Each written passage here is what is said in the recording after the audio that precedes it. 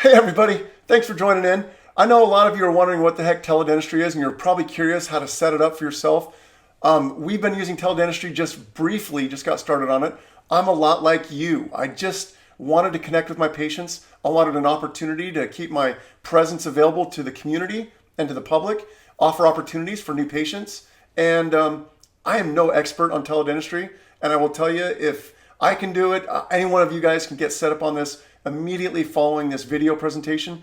Hopefully I make it simple enough. I'm not going to get into the weeds. I'm not going to get into all the details of it. I'm going to give you what you need to know to be able to get started on it right away and implement it so your patients and new patients, hopefully, can also connect with you. Okay, so real quick, there's a guide on the ADA website, which I love. This whole video is basically a synopsis of the guide that they put on there. Whoever put this together needs a raise and get a huge shout out of thanks and gratitude. This thing is awesome. It really answers all your questions. If you want to, there's going to be a link down below. You can click on it, download it, read it, show your staff, whatever you want, but it's got a lot of great resources, information. I'm going to pull out all the nuggets out of it and just kind of give you the quick version of it, okay?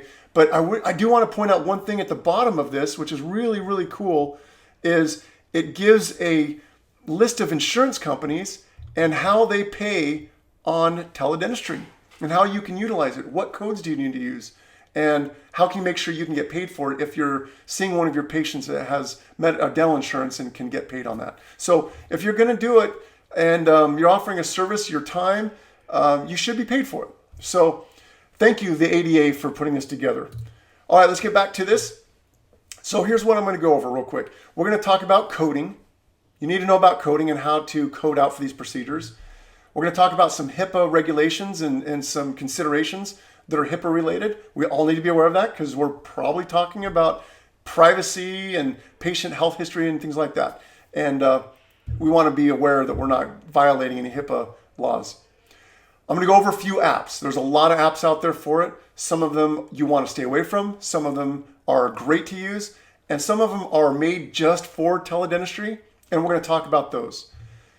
We'll also talk about patient considerations. This is a patient. This isn't just some guy or gal on the street that you're talking to and giving advice.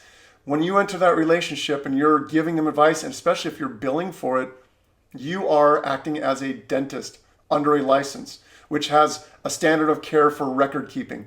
We're going to talk about the records you want to keep and maintain and how to protect those so that they're also maintaining privacy for the patient. We're also going to talk lastly about function. That's the most important thing of this. Most of this is just kind of underlying get to know it, but the function is how to set it up tonight. We're going to give you an app that's going to be free to use, and you're going to be able to get started on right away, and anybody can deploy it from any device. iPhone, app, Google phone, anything. Your desktop, whatever you got, you can cross connect between them. Okay, let's start out with coding. The most common code I use in my practice outside of the hygiene department is D0140, probably just like you, limited oral exam. If a patient comes in and has a specific problem focused or a new concern, we will use this code. That's pretty much, outside of hygiene, it's pretty much 95% of what we do, maybe even 99%. Never done the numbers, but it's a lot. For the most part, when we're doing our exams, we are using the limited oral evaluation D0140. You can also, if a patient's calling up following care and they need a follow-up phone call, or they need to be, you did an extraction last week and now there's a complication coming from that, and we're addressing a concern that's come up from previous treatment, that's a reevaluation D0170. Or if it's, hey, I saw a patient last week and they had a concern of some pain and I wanted to follow up a week later, that's D0171. That is just scheduled follow-up. It's intentional follow-up. I initiated the follow-up. I wanted the patient to come back. So those are the codes you'll use. Again, for the most part, you're going to use probably D0140. Now, whenever you use these codes, there are some other codes we need to be aware of. When we're billing for a limited exam through a TeleDentistry platform, we need to attach the D9995 code. This is a synchronous communication. And what's the difference between synchronous and asynchronous? Synchronous is real time. It's a live connection. It's a live encounter. It's like a phone call. We can interrupt each other at any time and talk over each other, but it's happening in real time. FaceTime is like that. Versus D9996, that's asynchronous.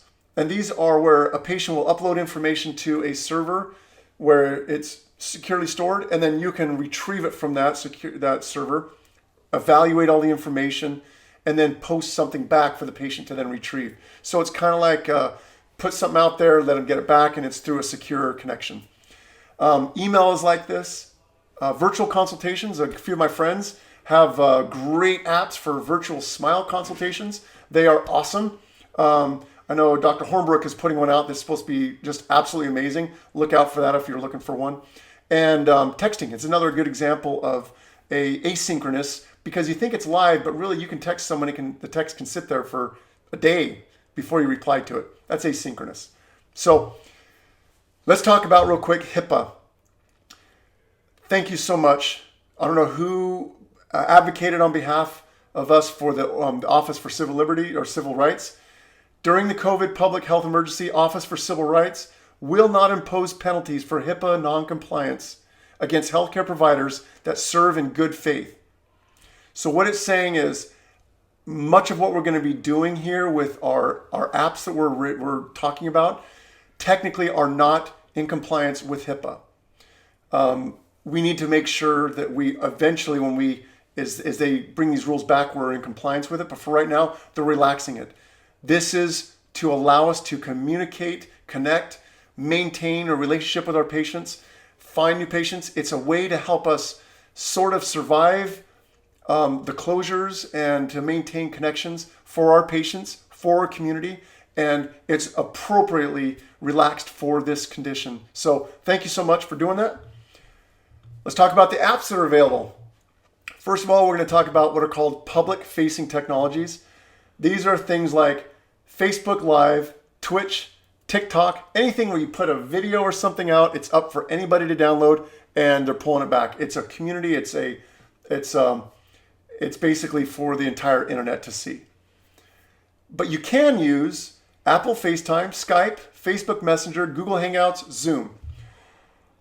Some of these require specific platforms. For instance, if someone's calling you from an iPhone and you have an Android, they probably have FaceTime and you probably have Google Hangouts or Skype. You probably one of you is going to have to download an app, and there's not a common app between the two of you. And most platforms have their own specific apps for this. If you're calling a patient that has an iPhone and you have an iPhone, great, use a FaceTime.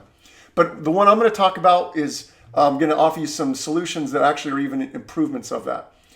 I use Zoom. Zoom has a lot of features.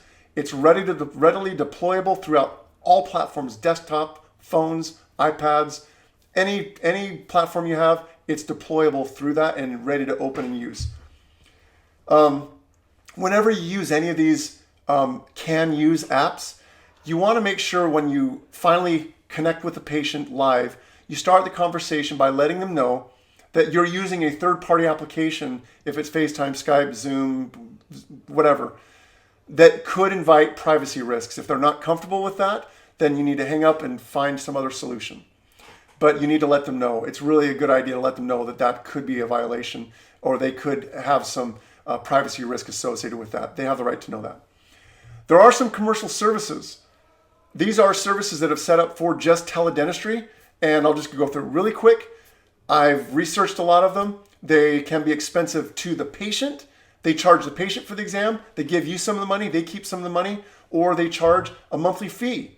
And they all charge a setup that I'm aware of. So they can take a little while. It costs money. It's not something you're going to be done with this video and have set up and run within 10 or 15 minutes of finishing this video. You're going to be probably to the middle of the week or a couple days into it before you're up and running on it. There's a lot of information. Now, in the long term, these are great solutions because they automate the entire process from the very beginning. They take your records, they get the patient to fill it out, they get the patient to re-upload it. It's all automated, so all you have to do is just show up to the chat. They take care of the rest. Really cool, but kind of expensive, and I'm sure after this, we're going to start seeing some solutions out there that are a little more cost-friendly to the dentist and don't put up hurdles for the patients to avoid getting an exam. Imagine a patient getting on one of these platforms and going, oh my gosh, I have to pay $75 to talk to a doctor. What if they can't even answer my question? Is it worth $75 to risk it? So these are the kind of questions we need to be asking. What's the right platform for us? All right. So patient considerations on what a new patient should do. First of all, you still are treating a patient like we said. This is a patient. This is not some Joe on the street that we're just giving some friendly advice at a party to.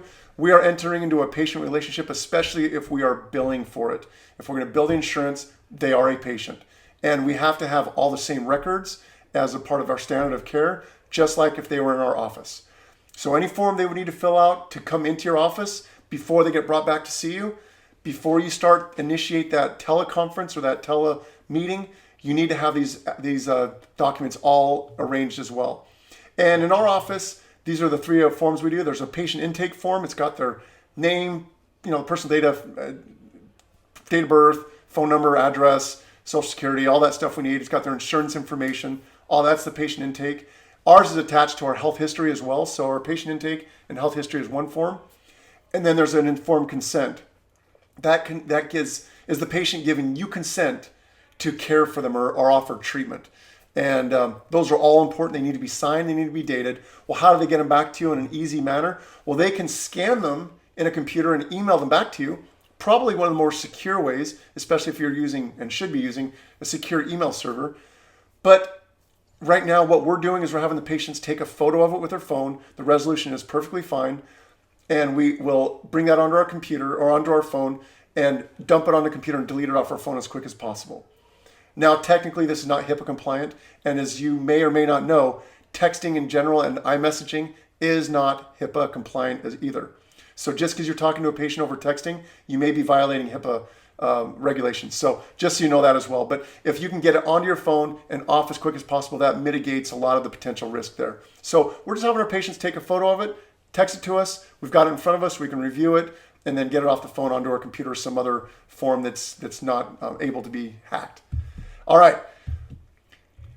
Again, they are a patient, so we've got to keep great records on them. Keep a record of your visit, same as if they were in your office right in front of you in the dental chair. And we follow SOAP note. This is an actual patient. A chart needs to be created for them. When you're done with your teleconference or your televisit or teledentistry, whatever you want to call it, you need to document everything from the treatment. Next time you're in the office, you're going to do a clinical entry to your software. Now, we know that you're not going to probably be able to do it in real time while you're talking to the patient like you are in the office. You can still input it on a different day and just write at the top an addendum that this is the date that the conversation in teledentistry happened. That's a legal document that way from what I understand. In the comments below, correct me if I'm wrong. All right. Transfer into the clinical entry as an addendum, like I said, with the original date and time. And then go ahead and file a claim just like a usual patient. Just make sure you add the D995, or if it's different, if it's asynchronous, if they're kind of going back and forth over emails and stuff, you can still bill for an asynchronous 9996. Okay? All right. Last one is we are treating a patient. When we take a call, we are offering care. That care may just be in the form of recommendations. It may be in the form of a diagnosis, but it is a part of the care process.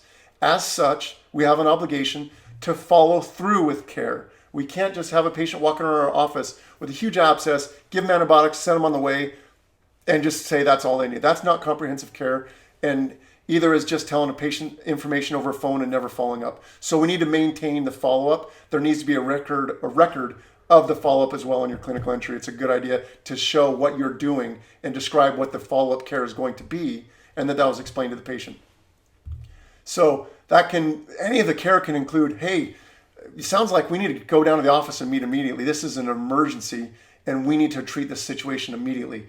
Swelling, a tooth needs to be extracted, severe pain, things like that. You may say, you know what, let's hang up, let's meet at the office and let's get down there right now. You may just give a prescription, but you need to follow up on whatever you're prescribing it for. If it's antibiotics, they have an infection, you need to kind of follow through on that in the office at some point. Infection, you may not be able to treat them right now, or they may not be available to come down to the office right now, but maybe you schedule them for an emergency visit tomorrow or in a day or two, but you prescribe antibiotics for them right now. You need to document what the treatment is going to be that you're prescribing medication for. if there is going to be treatment associated with it.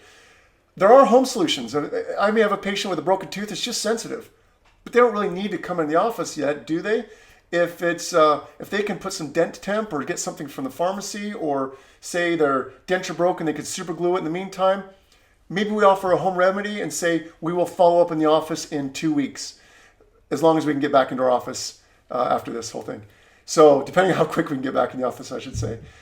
And then the last one is you may just need to refer to a specialist. This may be something where you say, you know what, you need to get to a specialist, and hopefully you have a relationship with a specialist that is available for emergencies as well. But in your documentation, document what follow-up care was discussed and recommended, and make sure you do follow up with that. It's a good idea to have a team member, maybe your office manager or maybe your dental assistant, that is designated that when you pass this information on, they will do the follow-up for you, and then you can hold them accountable for that and afterwards. And ultimately, you just need to know what's a comprehensive plan for care. This isn't just one done type of thing. There is still a relationship you're creating on this, okay?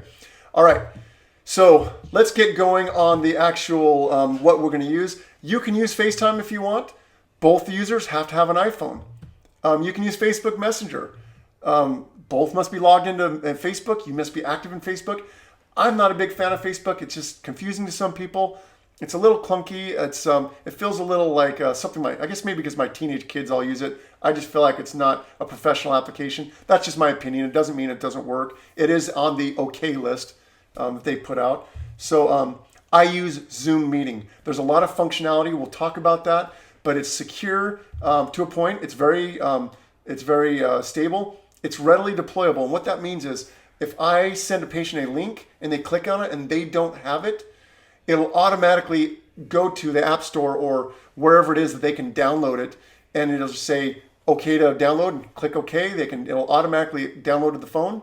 Once it's installed, they just go and click that link one more time, and it automatically uploads into the phone the connection. So it's really easy to do. We'll go over that in just a few minutes. The other thing about Zoom is, and I don't know if this is just right now, while there's a lot of demand for it, but unlimited free use of one-on-one meetings. In fact, I think you can go up to 100 users in one meeting, but unlimited free usage of it. That is awesome. You can get started with $0 on this tonight. It's a simple interface. In fact, many of your wives or your computers at home or your kids' phones probably have Zoom on it. Most schools are using Zoom meetings and Zoom Classroom to have their teleclassrooms, or whatever they're calling it now. Their schools are having them install Zoom right now. That's a very common platform to be used right now. So they probably already have it on their computers. It's already out there. Again, like I said, it's very stable, easy to use. Okay, so let's get started on Zoom. I'm going to go over how to set it up, how to set up an account. And then from there, we're going to go and talk about how to actually instigate or to start an actual conference with your patients. And we'll kind of go from there, okay?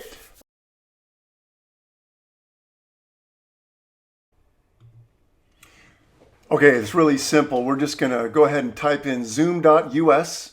It's going to take us to the Zoom website. At the top, it says plans and pricing. Click that. And on the left, where it says free, sign up, it's free. And I'm just going to put in a fake email address here, doctor@office.com, and click sign up. Now it's going to take me to my email, where there's an email waiting for me that says activate account. Just simply click that. It's going to take you right back to the Zoom website. And you're just going to type in your information. I'm just kind of making it up if I can type here. Oops. All right. And then I'm just going to use the passwords it gives me here. It's just a fake account anyways I'm creating. So continue. Okay, if you want to invite some of your other doctors you know to join Zoom, you can do that here. I'm just going to skip this step. And I'm actually not going to start a meeting right now. I'm actually going to go to my account and we're going to make some changes before we start. Okay, we're going to navigate to settings here. There's two things I want to change. I want to turn the host video on automatically, and I want the participant, the patient, I want their video automatically turned on. This just shows telephone or computer audio. I'm going to allow for both of them so they can choose which one they want to use. And then the last thing I'm going to do is I'm going to allow the patient to join the meeting before me. They may log on before I get to them, but they'll already be on when I get to them at that point. So I like to let them log on right away and just be there waiting for me, and then I can jump into the meeting afterwards. Otherwise, they keep checking in, then they'll start bugging you saying, hey, where are you? Where are you? So I'll just leave it on there. There's some other settings if you want to look through them, check them out, but those are really the only ones I'd mess with. Okay, so I think we've made all the changes we need to make here. Let's get out of this and we're going to go back to the home screen. We're just going to start a meeting right from the desktop. Okay, we're going to go ahead and start a meeting, and I'm going to show you 2 ways to send an invite. So let's start our meeting. Top right, host a meeting. I'm going to do one with video off. It's going to come up and ask if it wants to join with computer audio. That's just saying I'll use the speakers and the microphone on the computer right here. Boom. All right. So the first one I'm going to show you is how to do an email invite. So we'll go ahead and click on the left right there, invite. Default email, I'll just use my email application, and we're going to invite Dr. Simon, see if he wants to join us up here, and right at the body of the email you'll see the link. So we'll send that off, and we'll give him a minute to respond, but I'm going to show you the second way. If you go back to the screen before, and you'll notice it says invite others, where we were, you can copy the invitation link, go to a messaging app, put it in the message body right there. Let's send it off to, there we go. We'll give it to both Ali and Simon here. And we're going to go and paste that right there and send it off. Now he has it in both his email and he received a text. I find that I get them over by text more often. Patients are usually using their phone and they're ready with the mailing or the texting app right away. So you can see right now on the top right, I'm already participating. I show that Dr. Dentist is logged in, ready to go. Okay, so Dr. Simon should be joining in. There he is. He just showed up. Now I'm going to show you something. Notice I don't have any video showing right now. We're both talking. It says in the top right there, talking. But we've got these red icons on the right that show a video camera with a line through it. And that tells us the cameras are off. What the heck is going on? I can't get the camera on. Well, I'm in the wrong place. This is not where you turn the camera on. That's just an indicator. If you go to the bottom left of the screen, follow me down here, you'll see another icon that says Start Video. Let's click that. And I should pop up here. There we are. And you can see me too. There you are. And Dr. Simon should be popping up here any second. He's got an icon on his phone. Right at the bottom of the phone, the same icon. If he clicks that, he'll come right up, and it looks like he clicked it, and he should be coming on board. There he is. All right. And Simon can probably hear me now. All right. I've got the computer audio itself off right now, but he's showing us his teeth and how he smiles, and with that big broken tooth in the back I can see.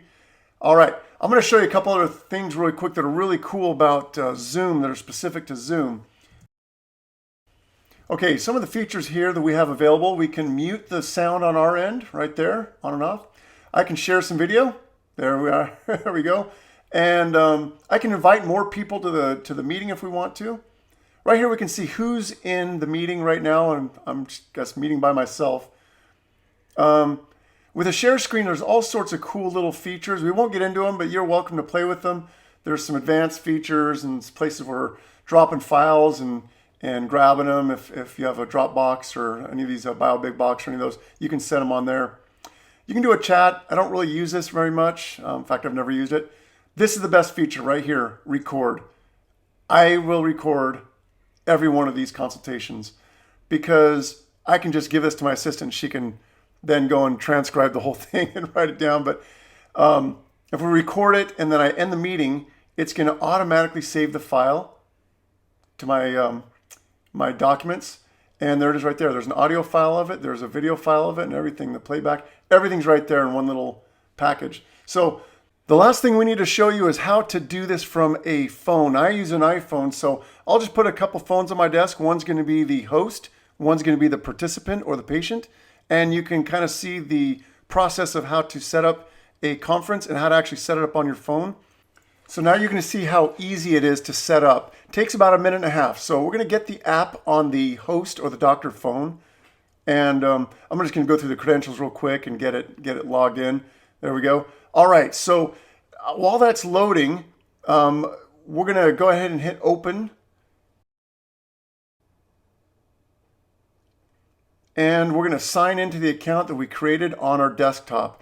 It's a lot easier on the desktop. That's why I recommend doing it. Now the credentials are in, and there's a lot of little questions to allow and allow, not allow. Just, I hit OK. You can read them and see if it's something you want to do or not. There we go.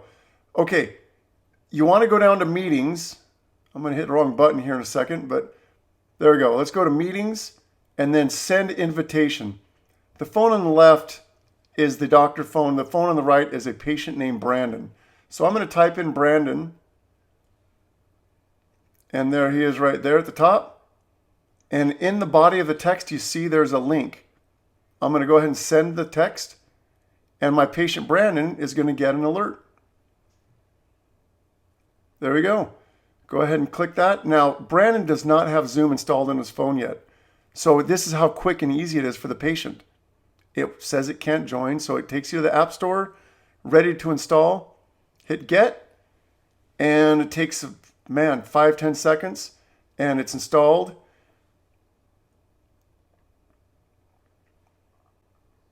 And there you go, ready to open. Now, what you want to do now is get out of Zoom and go back to your text messaging app. So I'll cancel out of that and go to the text messages. And I'm just going to click that link one more time. Now that it's installed, we're ready to go. It goes right into Zoom. And there you go. Hit continue. Now, he'll have a couple questions as well, but I would hit the join with video button right now if I was the patient, or you can do just without video. But the one on the left is the doctor. The one on the right is the patient. They're both live. They're both working, and it's ready to go.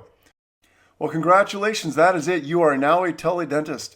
Go out and practice it, and thank you very much for watching, and I hope this helped.